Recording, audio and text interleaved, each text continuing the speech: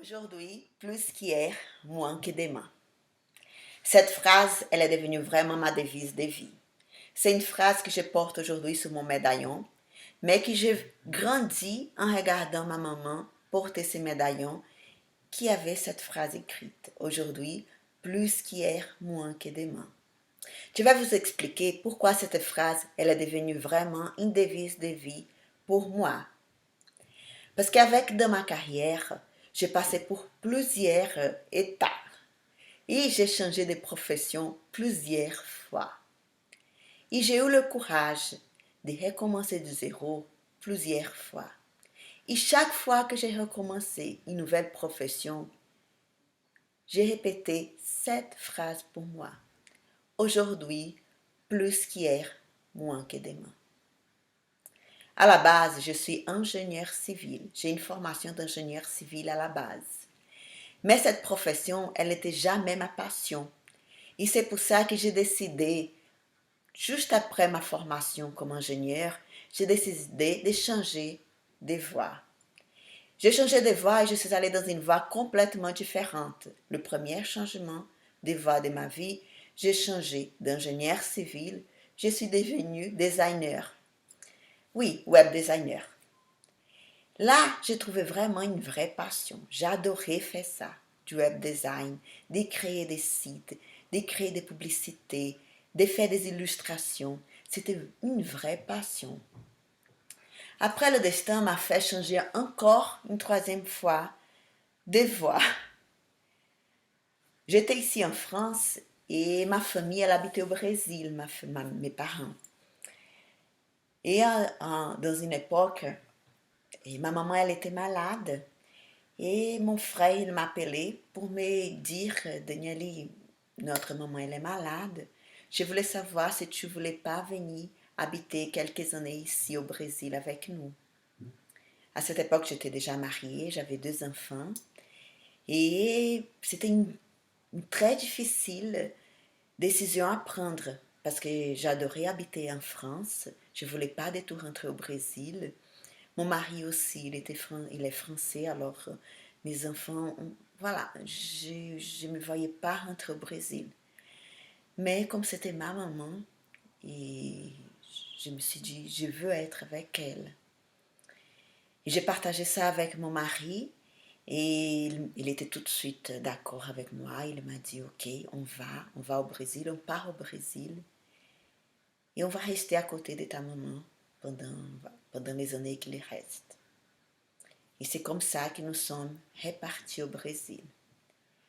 Quand nous sommes répartis au Brésil, quand nous sommes arrivés au Brésil, encore une autre fois, j'ai changé complètement de voie. Parce que je ne pouvais pas être ingénieur civil, parce que je faisais déjà 8 ans que je n'exerçais pas ma profession comme ingénieur. Et je ne pouvais pas non plus être web designer, parce que je n'allais pas gagner ma vie là-bas comme web designer, parce que ce n'était pas un métier voilà, qu'on pouvait avoir beaucoup de revenus. Et on a décidé d'ouvrir un restaurant, d'être franchisé d'un fast-food américain. À l'époque, on n'avait pas l'argent, hein, et on a fait un emprunt au nom de l'entreprise de mon père. Mon père a accepté de nous prêter le nom de son entreprise. Et on a fait un emprunt, et avec cet emprunt, on a commencé, on a tout investi dans ces restaurants. C'était pas du tout notre domaine, ni le mien, ni de mon mari. On a commencé de zéro, on a pris de zéro. Et encore une autre fois, j'ai répété cette phrase pour moi. Aujourd'hui, plus qu'hier, moins que demain. Je suis capable d'apprendre. Je suis capable de faire d'entrer dans cette aventure et de bien réussir.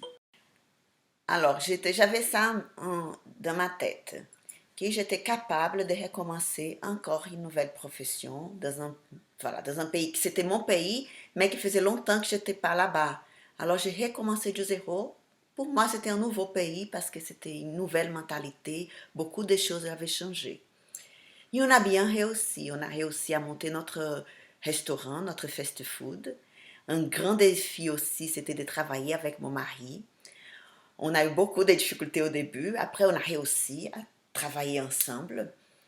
Et on a passé 4 ans au Brésil, avec ça, avec notre restaurant, et on a vécu avec le revenu de ces restaurants. Ça a bien marché, on a fait un deuxième, on avait 2 restaurants fast-food au Brésil.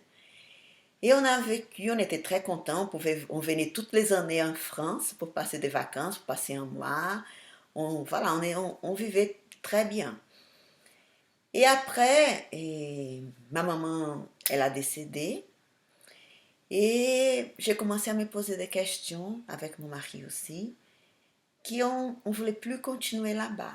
Parce on savait que c'était juste une période, qu'on n'allait pas vivre toute notre vie là-bas au Brésil. Et on a décidé de quitter le Brésil pour revenir en France. Voilà, un nouveau changement de vie, un nouveau changement de profession, des pays aussi. Et c'est là qu'on a décidé de quitter le Brésil pour revenir en France et encore une autre fois commencer tout du zéro. On a quitté le Brésil et quand on est arrivé en France, et je parle de moi, hein, parce que mon mari il a trouvé un travail, il a commencé à travailler, c'est pour ça d'ailleurs qu'on a pu revenir, parce qu'il avait un travail, au moins lui il avait un travail, mais moi non, moi je n'avais pas de travail. Et quand je suis arrivée en France, je me suis dit, oh là là, je vais recommencer tout encore une autre fois, zéro encore une autre fois. Et voilà, j'ai commencé à envoyer mon CV un peu partout. D'abord, j'ai commencé comme ingénieur, zéro, voilà, zéro appel. Après, j'ai envoyé mon CV comme designer. Comme je suis venue habiter ici dans la région de Haute-Savoie, et j'étais entre la Suisse et la France, vraiment de la frontière. J'habite toujours à Annemasse, voilà, entre Genève et Annemasse. J'étais toujours entre Genève et Annemasse.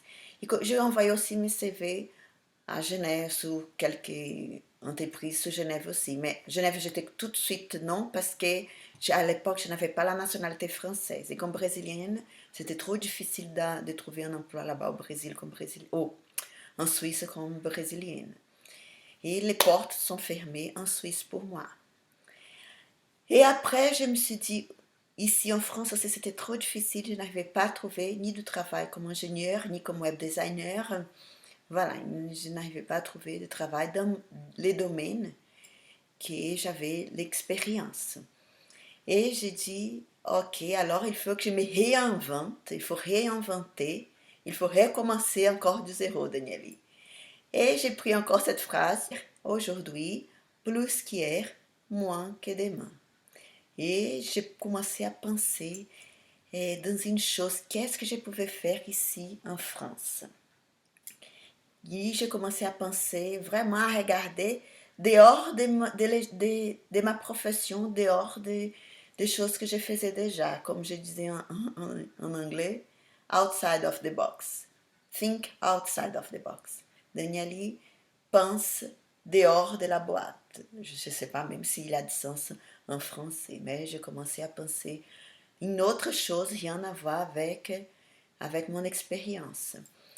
Et après beaucoup réfléchi, j'ai pensé dans la beauté, j'ai dit le domaine de la beauté. Et j'ai pensé dans les sourcils, parce que là-bas au Brésil, quand je suis partie, c'était vraiment la mode de refaire les sourcils avec une technique semi-permanente. Et d'ailleurs, j'avais fait le mien, c'est pour ça que j'ai eu cette idée. Et je me suis dit, oui, alors pourquoi pas? Et j'ai commencé à regarder ici en France, et personne ne faisait ça encore ici en France. Ça, c'est 5 ans en arrière. Hein.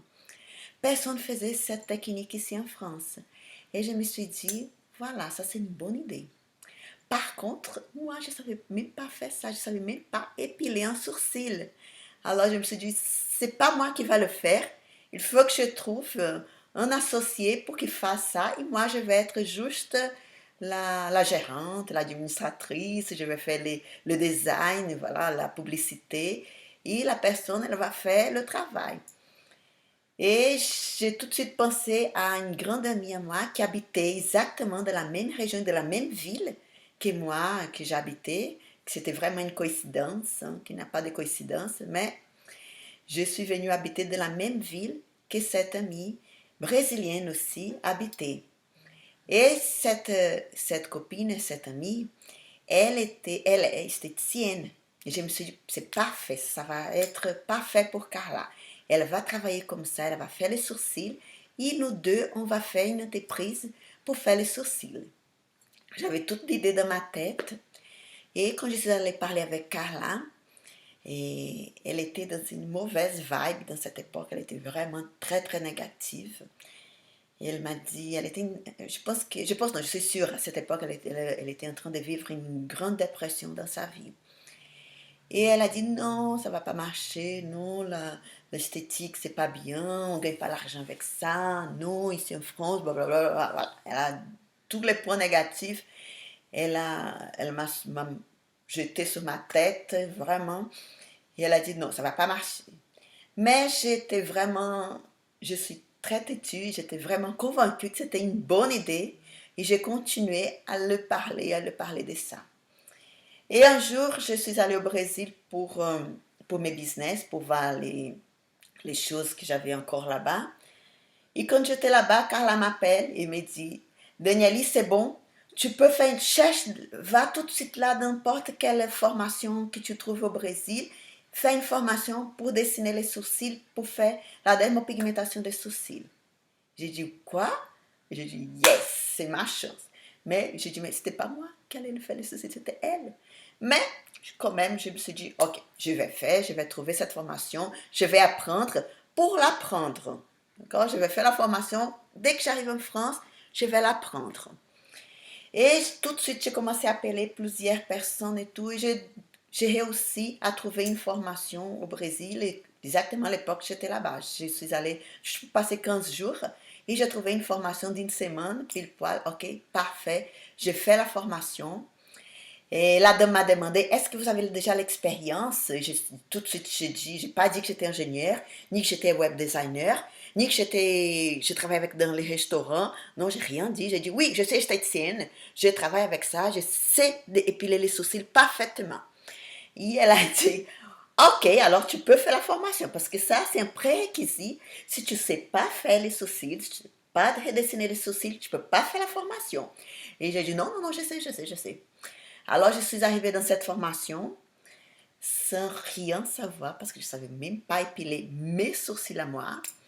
Mais j'ai fait la formation.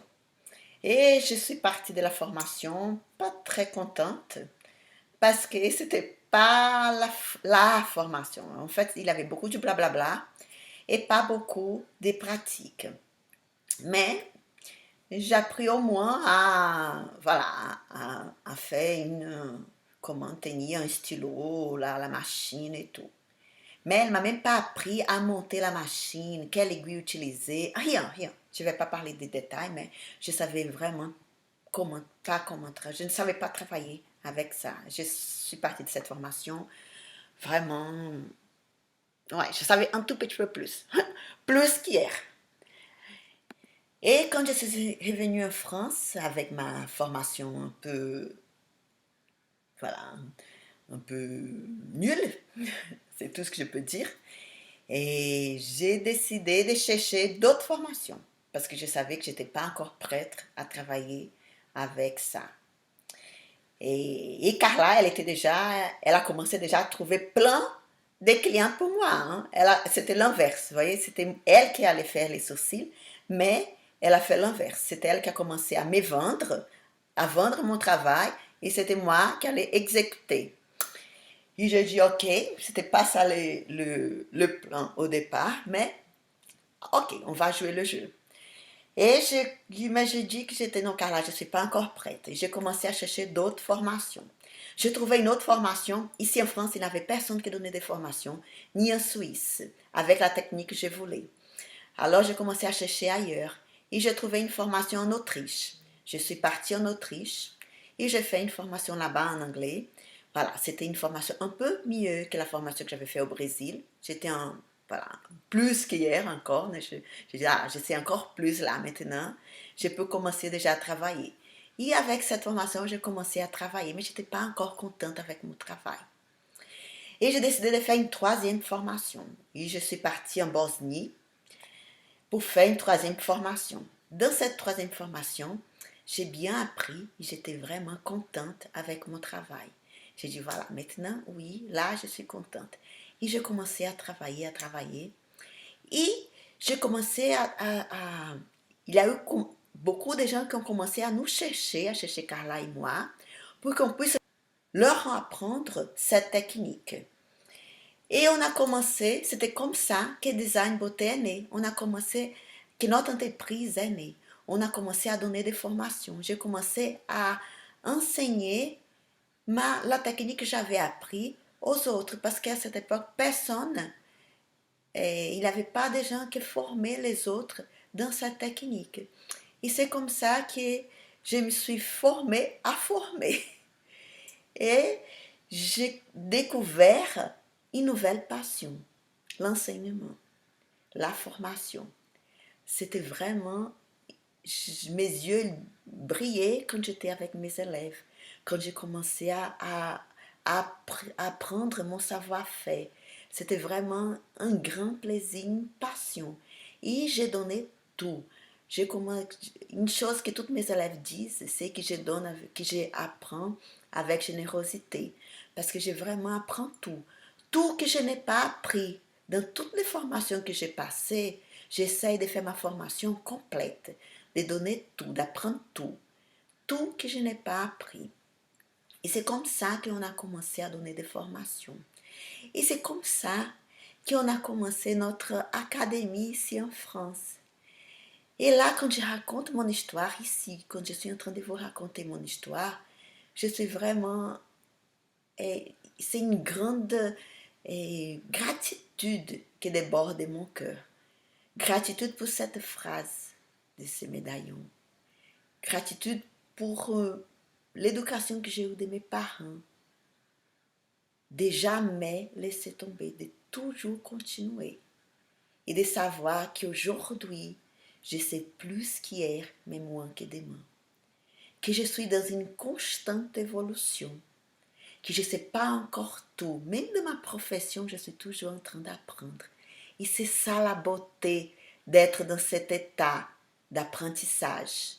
D'être dans cette... je suis toujours comme une élève. Je vis ma vie comme une élève. Je suis toujours dans cet mouvement.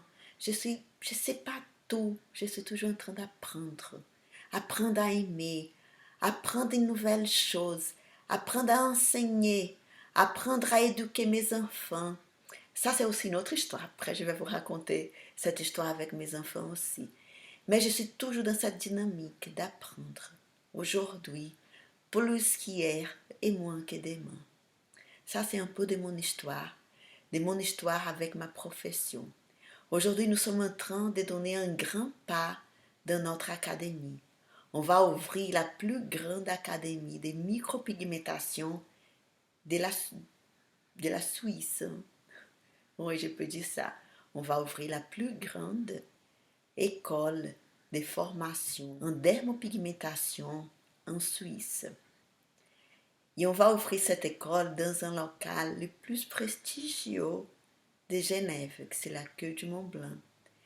Quand je regarde ça, quand je vois qu'on a déjà signé le bail et qu'on va ouvrir cette école, là, dans une époque qu'on est dans une pandémie mondiale, dans une crise mondiale, et on va oser à ouvrir la plus grande école de dermopigmentation en Suisse, j'ai dit, vraiment, je suis courageuse. Mais c'est parce que j'y crois. J'y crois dans notre rêve. Dans notre rêve de vraiment former des femmes qui croient en ça, qu'aujourd'hui, plus qu'hier et moins que demain. Et je suis vraiment très heureuse de pouvoir partager ça avec vous. Que je peux recommencer toujours de zéro. Parce que je crois que nous sommes toujours dans cette dynamique d'apprentissage, qu'on ne sait jamais tout et qu'on va toujours apprendre de nouvelles choses. Et je suis sûre que ça va marcher. Ça va marcher pour moi, pour Carla, ça va marcher pour Alain, c'est la troisième femme qui est avec nous, qui est dans ces projets. Et ça va marcher pour d'autres femmes. J'ai des centaines de femmes qui ont déjà passé par nous, qui ont déjà fait des formations avec nous et qui aujourd'hui ont leur propre business, qui ont leur propre histoire, qui ont leur propre académie, hein, même académie. Il y a une fille qui elle est là, elle est trois qui sont déjà en train de donner des formations comme nous. Et je suis heureuse pour ça, parce qu'elles ont passé par nous, parce qu'elles ont appris avec nous. Et c'était la petite semence qu'on a plantée. Et c'est ça qui me fait heureuse. Et qui me fait vraiment croire que nous sommes tous dans la même dynamique. Aujourd'hui, plus qu'hier et moins que demain. L'apprentissage, c'est vraiment une clé du bonheur. Et c'est aussi une des clés pour la réussite. Voilà un peu de mon histoire. Merci.